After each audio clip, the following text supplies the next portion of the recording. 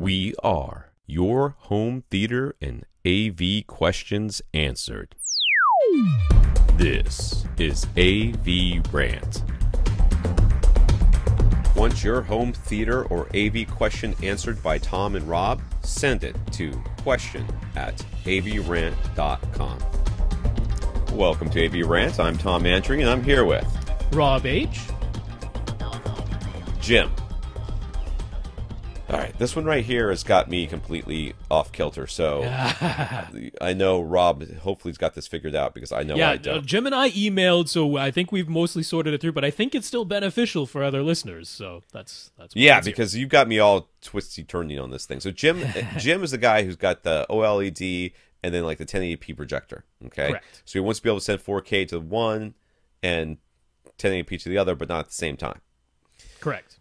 So he still has some confusion about his receiver with a Zone 2 HDMI output to connect his 4K LG OLED while using the main Zone HDMI output to connect to his 1080p BenQ projector. So when he turns his BenQ off his BenQ projector and then he turns on his Zone 2 to send the picture to his OLED, how can he get sound to come out of his full surround system rather than just the TV's built-in speakers? Right. So last week we sorted through because he was like, okay, first of all, how do I make sure that I can get a surround sound signal coming from my sources? Mm-hmm. And Jim, this is going to come up later, Jim only cares about vanilla Dolby Digital 5.1. He's like, he's not worried about lossless audio, Dolby True HD, DTS HD Master Audio, not worried about those, not worried about Atmos or DTS:X. He's like, just plain old Dolby Digital 5.1.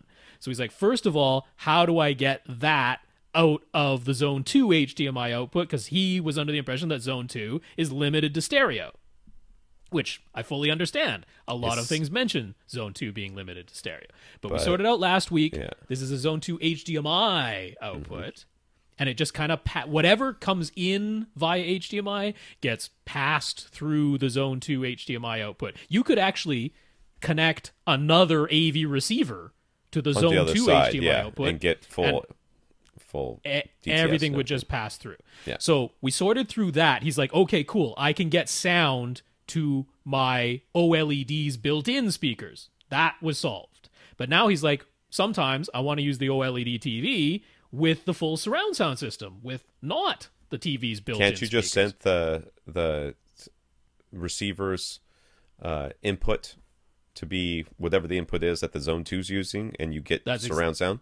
Yeah, that's exactly it. So he didn't realize that you could have two things potentially playing at once. You could have one source playing in the main zone and a separate source playing through that Zone 2 HDMI output at the same time. He thought it was an either-or situation. Yeah. Again, totally understandable. Yeah. He was like, in his mind, it was more like speakers A versus speakers B, right? I'm using one or the other. But the nice thing about the Zone 2 is you can have one thing playing in the main zone and a second separate thing playing in the Zone 2 or playing through the Zone 2 HDMI output. But you can also have one source playing in both zones at the same time. That's right. And that's the solution here. You would actually turn on the main zone, set it. So let's just say you're playing a Blu-ray, all right? So you would set it to the Blu-ray input for the main zone. You would then turn on Zone 2 HDMI and set that also to the Blu-ray input. They're both set to the same thing. Now, 5.1 Dolby Digital is coming out of your full surround sound system in the main zone. 5.1 Dolby Digital is also being passed through the Zone 2 HDMI output, so you will want to mute your TV speakers or turn their volume all the way down, because otherwise your TV speakers will also be playing the same sound as your full surround sound system, and sometimes that can sound a little weird. But yeah, that can function, and it was because a very completely understandable bit of confusion about, you can actually select one source, play it out of both zones simultaneously, and it can do that. So that works. So then he goes on to ask, the Denon manual mentions that if a TV is connected to the Zone 2 HDMI output, all audio might be mixed down to two-channel stereo. Is that going to happen? And those are an exact warning. It does say all audio, if both zones are set to the same source, might be down mixed to two-channel stereo only. It was like, that's not what I want. I want to be able to do surround sound. Yeah. I don't think that's going to happen, though. Well, because there is in the troubleshooting section, so you have to get all the way to the back of the manual. Look at the troubleshooting section. This is an exact quote. So, quote, when the same input source is selected for main zone and zone 2, the audio format is limited according to the specifications of the TV in zone 2.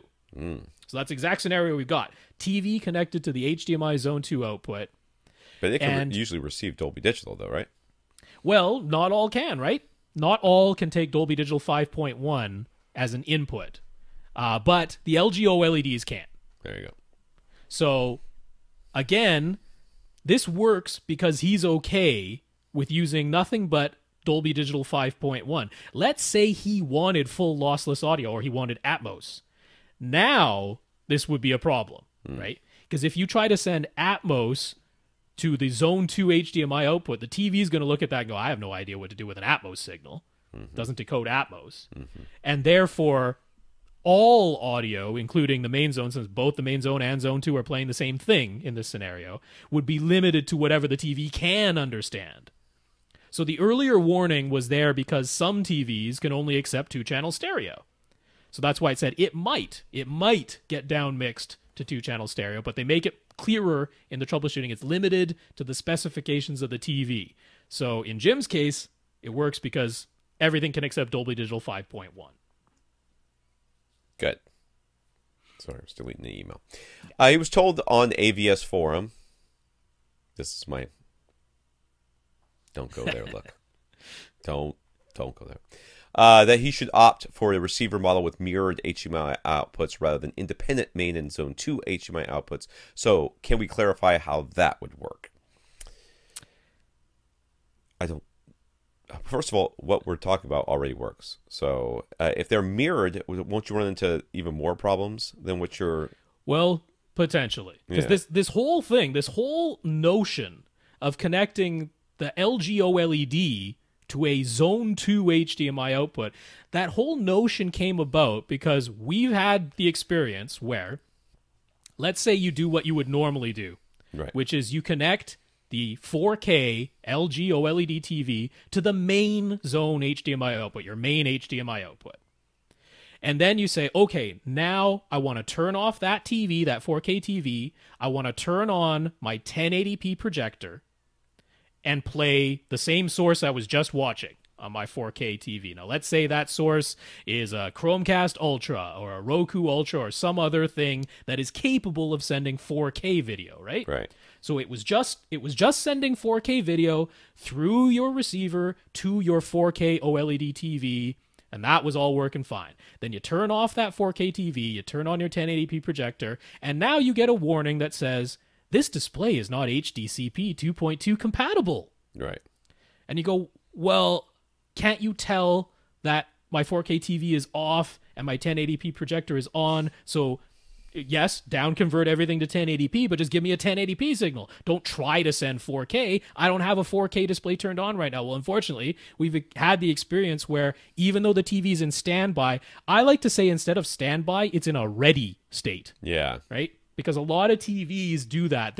You press the power button, but the little red light came up, the little red LED indicator came up on the front, and now it's in like a ready state.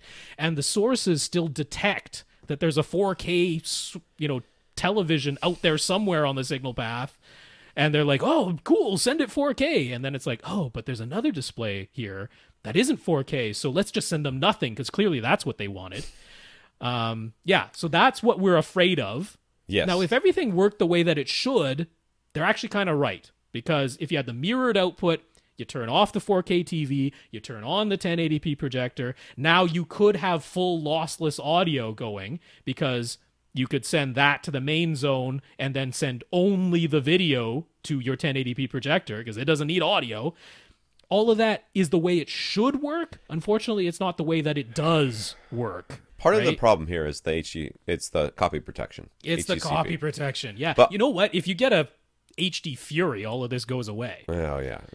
Yeah.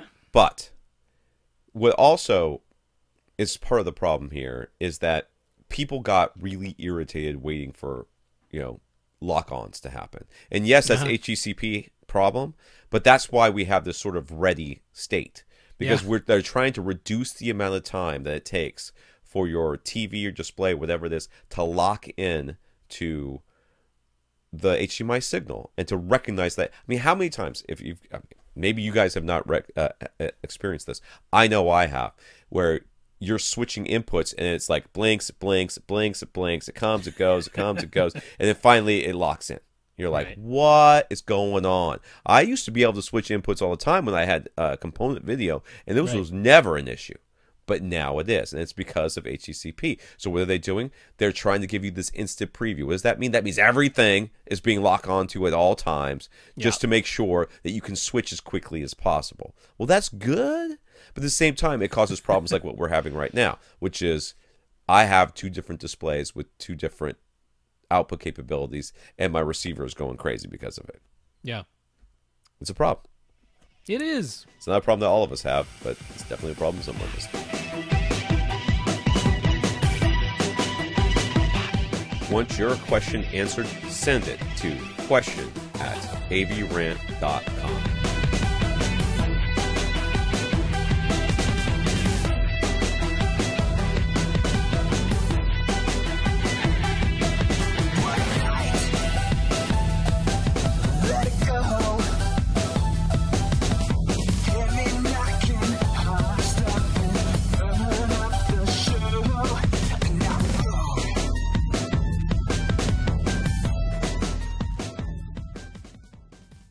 This is AVRant.